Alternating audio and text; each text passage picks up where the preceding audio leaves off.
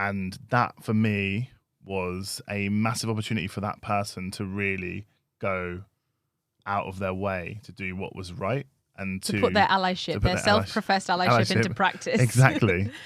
And it took nearly everything falling apart for that action to actually happen.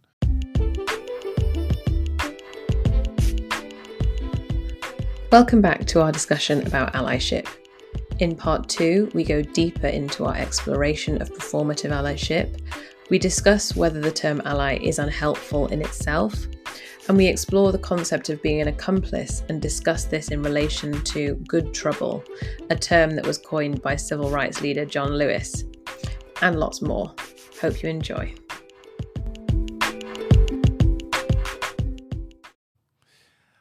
Hello and welcome back. So to continue our conversation about performative allyship, I thought it'd be really good to get your thoughts on the impact it can have. Because I know for me, when I see performative allyship play out, I guess it depends on the context, but when I see it play out, it can be really frustrating because it can, one, it doesn't really support the effort. When somebody is centering allyship around themselves, they're not, like you said before in the first part, they're not listening, they're not learning, and it's not necessarily, for me, it's not necessarily, I don't always feel like it's our place to have to educate. And that can be really frustrating because sometimes you just don't have the energy. So I think there's also a nuance to this conversation. Yeah. Because, yeah, exactly to your point, I think it's true that Black people shouldn't have to educate white people all the time on racism, and LGBTQ plus people shouldn't have to spend all their time educating heterosexual people on what it's like to be LGBTQ plus and mining their experiences and their vulnerability for the webinar, for the organization to learn and listen and understand. I think that's an expectation that is often there, and I don't agree with. And then on the other hand, again, it comes back to this nuance. Yeah. You should be listening to the people who experience the thing on what the thing is like and looks like and how it feels to experience it, and not make assumptions that you get it or that you understand it. Yeah. So I think it's an and both, and it's a complex and nuanced thing. But I think what can often happen is that in the desire to educate white people, for instance, as if that's the paramount thing, other people can get exploited along the kind of journey of white people becoming educated on a particular topic. And it's like, actually, my aim isn't really to educate you. That's not actually my key aim here. My aim is the betterment of my community. Yeah. And if your voice can help with that, join us in the struggle. But your self-actualization is not my goal here. And sometimes, to come back to the ego point that we were making in the last episode, sometimes I think that gets muddled up, and the goal in and of itself can be the enlightenment of white people or straight people or non-disabled people, and that doesn't feel like it's the goal. Yeah, I think I completely agree, and your part around like expectation is that people listen, right? That's one of the first things.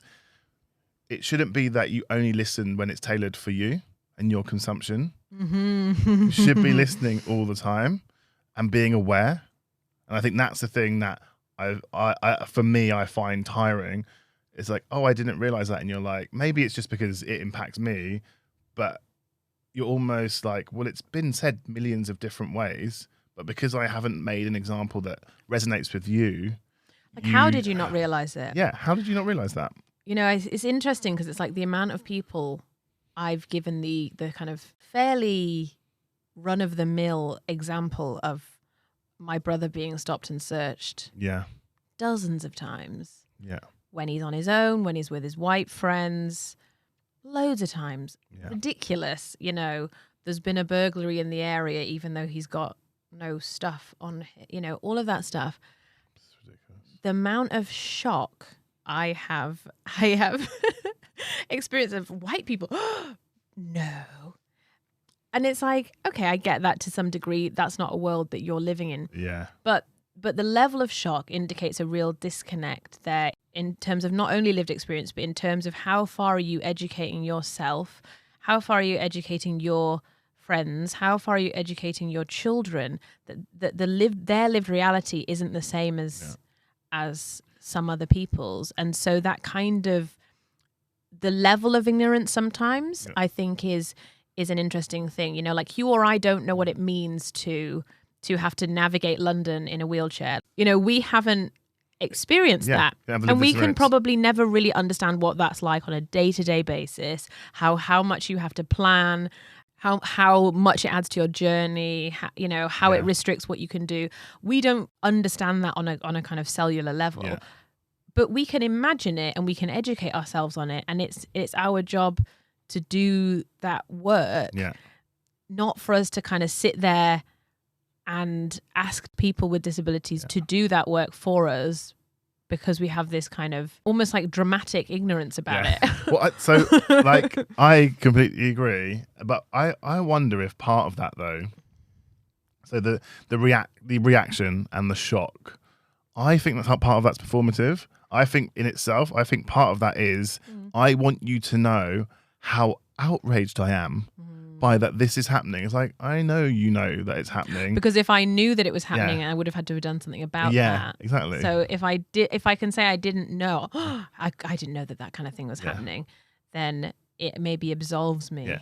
And, you know, it's people can say the same thing and be genuine, but it's when you can, I mean, I feel like sometimes you can feel when it's not genuine, like, because there's nothing that comes with it. It's just like, that's the end. Like, oh my God, I didn't realize it was happening. Whereas like some of my friends, when there was lots of stories circulating during BLM, and me during like Me Too movement, like some of these things that you kind of know, like growing up in a household of women, I probably had a little bit more exposure to it, but you don't know everything. Yes. And then there's some things that you just, unless they're just not talked about because it's so normalized in the way that like women in general can be treated. And I think the genuine approach to that, for me, I was like, it wasn't, can you make this easier for me to understand? It was just sitting and listening to like my women friends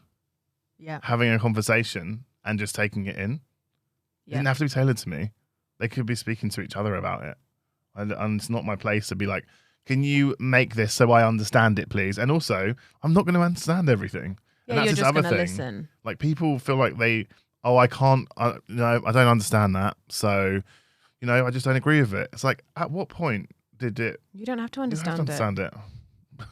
You probably don't understand it, no, because you've not experienced it. Yeah. You know, in the last episode, we played that clip of Alok saying, you know, you don't have to understand my experience to believe that I'm worthy of compassion, right? Yeah. And so I think that real allyship comes from a place of deep empathy and kind of deep, you know, the statement that I may not understand, but I'm trying to understand, and I'm trying to educate myself on the ways in which society puts barriers in your way, and I'm going to work with you, alongside you, in solidarity with you, to remove those barriers, and also not from a place of I'm such a good person, I'm so charitable, almost like a philanthropy place. Yeah. Don't get me started on philanthropy, full stop. But not from that place, but from a place of understanding that actually we can transform society in ways that are good for both of us if we dismantle some of these structures. Like I firmly believe that white supremacy is a disease that impacts Black people and white people. Yeah, for sure. In horrific ways, both. Yeah. And so the message I feel that we sometimes we're not able to penetrate is that it's just as bad for white people. Yeah. It's poison for all of us. Yeah. And I think that if white people could come to their allyship from that place of like, this is a disease that's bad for all of us, there would be more staying power, there would be more resilience, there would be more genuine empathy. And I think that you have to do the work to understand to be able to do that. So when you are in that situation where you have to make a decision that is going to be really uncomfortable for you, you know the bigger picture and the reason why you're doing it. Yeah. Like there's been situations that I've been in where I've had to stand up for another underrepresented group, and I've had lots of conversations around, and it's particularly around pay. I knew what risk I potentially was putting myself into, and I know that even if that wasn't received well and I wasn't able to get to the outcome, I was quite happy, and that's maybe a privilege that I have, but I was quite happy to go, well, actually, I don't need to be here either. I will make a stand to be like, actually, I'm going to remove myself from this situation because it's not right. But I also knew what the risk was in terms of the retaliation could be negative for me. Like you have to be willing to put yourself on the line. Yeah. That's the accomplice part, right? Yeah. Yeah. Yeah, let's play it. Let's play the clip. Let's think about the emotion, the thoughts, the words, what the words generate, right? And so ally, take this example. I prefer the word accomplice, right? And I said this the other day in a consulting situation.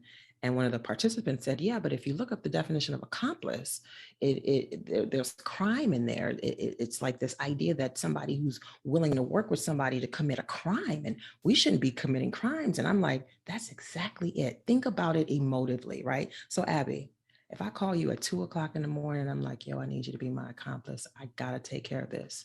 What's Abby gonna do? Abby's gonna grease up, get in the car and come get me, knowing that she's taking a risk, knowing that she could get in trouble with me, but knowing that I need her and it needs to get done. If I call Abby and I say, I need you to be my ally, emotively, okay, well, how can I support you? She don't have to get in the car. She don't have to put any skin in the game. That's right. She can just support me from a distance. So for me, again, right or wrong, y'all can come with the definitions and the actual, I don't care. I'm talking about how it feels. Mm-hmm. Right? So when you say to me, I want to be a better ally, I don't need an ally. I don't need your support from a distance. What are you willing to give up? Mm-hmm. What are you willing to lose? That's right. You're not willing to lose anything? Stay over there. Talk amongst yourselves. I don't need you. But when you come at me like, yo, let's go. I want to be your accomplice. Oh, okay, let's go then. Let's burn this shit down. Now we can talk. That is a clip of Yaba Blay, who is a Ghanaian American professor, public speaker, consultant, activist on the Glennon Doyle We Can Do Hard Things podcast. Yes.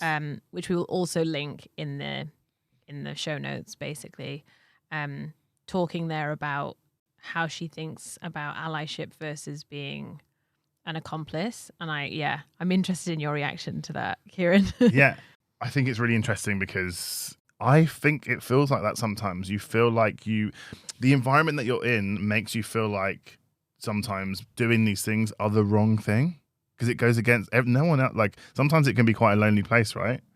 So when you're in a situation where you're faced with the opportunity to action when it comes to allyship, for me, allyship is that person that is in this context. We are doing something that is not the norm and would probably be seen as like not great or well, like by definition we're ruffling feathers. Feathers, exactly. Thank you. So you got to be with me on that, right? Like if you're a real ally, and it doesn't mean you have to be like by my side all the time, but it's where there's opportunities for you to take those actions that are gonna really have an impact. And maybe for now it would be ruffling feathers, but for the bigger picture it wouldn't be. You're willing to take that risk. You're willing to put your what you have at risk. And I think we talked about this in a previous episode where we were talking about, it even happens within people that are within our communities. Once you reach a certain level, it's like there's that risk of you losing things. Mm-hmm. Do you want to let other people in? We talked about some people approach it that way. Mm-hmm. What I liked about that clip was speaking about that in that way and saying, it is like that. There's nothing negative about that because we're ruffling feathers. Yeah. It also made me think of, when she brought in the concept of crime, I thought it was interesting. Partly because it made me immediately think about, Martin Luther King and that kind of good trouble concept, that emerged in the US civil rights movement of the, 50s, 60s, where they were active proponents of potentially you getting arrested. Yeah. And you getting arrested was almost a noble thing. So even though you were technically committing a crime, you getting arrested in the fight for justice was part of the struggle and actually seen as kind of a noble part of the struggle, which I think is really interesting approach and really clever. And it creates that powerful narrative that, yes, we are breaking the law, but we are breaking unjust laws. Yeah. Jim Crow laws are unjust by their very definition. So in order to fight those laws, we have to be criminals, but the trouble we're getting ourselves into is good trouble. Yeah, it's noble trouble because it's systemic. The reason why we're criminals is because the laws in place are making us that. Yeah, right. And the Holocaust was all legal because they wrote all of the laws to make it legal. Yeah. So in order to fight against that, you had to break the law. Yeah. And so there's an interesting question about. I mean, these are extreme examples, I suppose, in a way, because we're talking about physically fighting against injustice in a way that puts your body on the line. But I think that it's to varying degrees, that's what we're talking about all the way through with allyship. There were white people who stood and who marched and who got bloodied like everyone else. Yeah. That's kind of what I think of as solidarity. Yeah. Are you willing to get punched in the face like I get punched in the face? To use an extreme example, that looks very different than, oh, you saw a thing on the TV and isn't it terribly sad? Yeah. And we should maybe do something about that or donate to that thing. Come and tell people how sad it was. Yeah. And don't get me wrong, to your point, donating to things is good. Yeah. Doing presentations is good. Doing webinars is good. These things are not in and of themselves a problem, but they don't constitute the work. Yeah. And I think that can get lost. So I really liked her definition there and why she doesn't personally, I'm not concerned about the semantics in a way. I think a lot of companies like to talk about allyship, and I don't necessarily challenge that terminology from them. But I really liked that concept of actually, I want you to be an accomplice, and energetically that is, I want you to be side by side and I want you to have skin in the game with me, and you might get into trouble too. Yeah. That's different than support from a distance, passive support. I don't think that support can be passive in an environment where people are being oppressed. Yeah. Because by definition, anything passive is not going to change any kind of tide. Yeah. Right? Yeah. And it's so true. Like when I think about people that I see as allies in the workplace, they've done that, right? Or allies or accomplices. The allies people that I see as allies are accomplices. I've seen them put their shit on the line. Yeah. They're willing to be embarrassed. Yeah. They're willing to be uncomfortable. Yeah. They're willing to, and they're also willing to create a space where they're learning. They're willing to, like the best leaders that I work with, one of them now, like they're willing to really do the work around understanding. But they're also, their actions show they actually, get it to a level, or get it to as much as they can get it, or they're constantly learning. But also, so what can happen is you can then be seen as a risk, right? If you're outspoken about things, that's like an inconvenience for some people. They're like, but actually, if you value having diverse thought, if you value having good culture, actually you're going to bring those types of people into your teams, because you know that that's going to have an impact on your output, and they're going to make sure that the right environments are created, and they're going to speak out. Yeah. And that's where I've seen kind of that allyship for me in particular, and why I've stayed working with some people. But it's interesting the way you describe that is there's a degree to that which is those people can see, those people that you're describing as accomplices who you've chosen to work with multiple times. It doesn't feel the way you're talking about it that they're doing something paternalistic. Yeah. It feels very much like they understand on a deep level that if they build a diverse team, not only diverse, but those people feel a sense of belonging, that those people are well taken care of in terms of pay, equity, and all those kinds of things, that those people will add to the team and will contribute well and will build a better team. Like they fundamentally believe that. So it's partly selfish, and that's not problematic in my view. No. Whereas that feels very different energetically than we've looked around and the team is kind of all white men, we've just realized, and so we need to get some women. We know we need to get some women in. We know we need to get some black people in. And but now we have this question of like, do we have quotas? And you get into this kind of knotty question around almost like affirmative action and those kinds of things, because you're not coming from a place of understanding that will make your team better. And the fact that you haven't done that until now is making your team worse. Yeah. And you correcting that isn't some kind of act of charity, right? It's not like you're not doing some poor disadvantaged black person a favor by letting them join your team.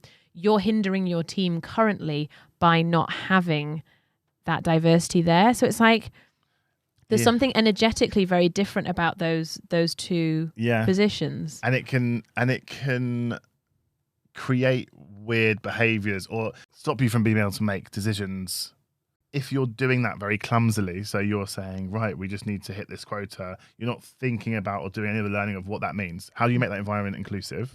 So you can make it diverse. You can just bring people in that are people of color, that are gay, that are disabled, that are whatever. When you bring those people into the organization, do you realize that you are the expectations of that team change? How are you going to make that environment inclusive? And I think what happens sometimes is when things happen because you've not created an inclusive environment, or you're not willing to put yourself at a certain amount of risk, or not willing to learn as you're going along, when things do arise, so I don't know, stuff around pay, talking about before, you cannot handle the conversations that then ensue, and you've not thought about it. You don't know how to approach it, or you're not willing to listen. So the easiest decision is to not deal with it, or to retaliate based on and not take any accountability, to pass the accountability back down. So one of the bits of data that came out of the survey we were talking about in part one was that it talked about if you'd challenged racism at work. So have you spoken out about racism?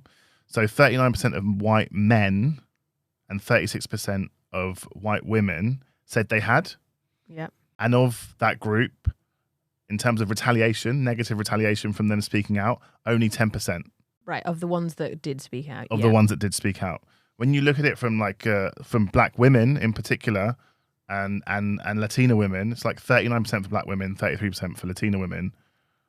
Of those that face retaliation, 36% of black women said they face retaliation for speaking out about racism, and Latinas 23%. The reason why I'm linking those two things together, and is that because they're in an environment that's not inclusive, or people are not doing the work to be able to support and be accomplices. They're choosing the easy way, which is like, actually. Well, if you're in an environment in which you're calling out racism, that environment has racism in it as part of the bedrock of the organization or the institution. So calling out racism in an environment where it exists, and by the way, it exists in all environments, I mean, is an incredibly hard thing to do, and is always harder if you are a person of color. It's harder to call out homophobia if you're a Yeah. queer person. Yeah. It's harder to call out racism if you're a person of color. And you know, that what that stat really clearly shows is, as a white person, if you call out racism, yeah, there's some personal risk, but it's Yeah. pretty low. Yeah. So you could be doing you could be doing more of that. Yeah. Yeah. The numbers are there, right? There is an opportunity there to have positive actions and behaviors and call things out, because there is some privilege there in terms of the chances of you being negatively retaliated against by raising those things. Mm-hmm. But in order to raise them, you have to be able to notice them. And in order to notice them, you have to be more educated on them. Yeah. And so there is this kind of continuum Yeah. of things that that need to be done. You know, I've had countless interactions with clients from a DEI perspective where they are genuinely, and I don't think it is performative in most cases, shocked that people in their organization experience racism. They're shocked by that. Yeah. And there's a disconnect between their perception of what's going on and other people's experiences in their organization. And loads of this is institutional stuff around seniority, around culture and psychological safety. You know, there's obviously loads of stuff at play here, but it's interesting to me where I'm not shocked and where they are shocked. Yeah. And so that disconnect, I think, partly happens because people are not trained to spot behaviors that are racist, to spot policies that are racist, to spot policies that are not inclusive or have the right accommodations. You know, unless you're, you know, an HR professional who's really well trained in these things. A lot of the companies I work with don't even have HR necessarily, haven't even hired HR. But even then, a lot of these things tend to be missing because there are these huge gaps in knowledge. Yeah. And those gaps come from a place of lack of education. Yeah. Yeah. I think it's completely right. An example that I had of where, you know, it was a person in a leadership position. They made a really massive point of the fact that they were an ally and that they want to do all the right things, want to listen, want to, you know, make sure that we are an organization that is inclusive, that is fair, all these things. Literally, the first opportunity, which was around, I mentioned it earlier, around pay, essentially just fell flat on their face. So there was just like there was some stuff that we were dealing with in the team that I was working in a time and leading at the time, that I'd inherited around unfair pay, and that for me was a massive opportunity for that person to really go out of their way to do what was right and to put their allyship, their self-professed allyship into practice. Exactly. And it took nearly everything falling apart for that action to actually happen, and for me to really break things down as to why not making this change is not going to create the environment that we want, because that person will just leave because it's not fair. I also had to talk about potential legal impacts this will have and really paint the picture. And I think that's for me in that example, part of the problem was that the person was thinking about literally now, this week, not thinking about the longer term impact this is going to have on the culture of the business by this small little decision that you can make here. Actually, the snowball effect it will have on creating a culture where it is more inclusive, where it is more fair. But in that moment and it really was like nothing when you actually think about it. So in that moment, they'd almost forgotten all the things that they'd said. In that moment, I said to that person, well, this person is more likely in their next job and in their career to face this at many of the places that they work at. Some other people, it wouldn't be the same. The opportunities, unfortunately, because of the systemic issues that we have, there are some that specifically in tech. Like, I had to really break it down, like the impact that this decision could be having and how the impact may be different for different people. It should be corrected for everybody. It should be.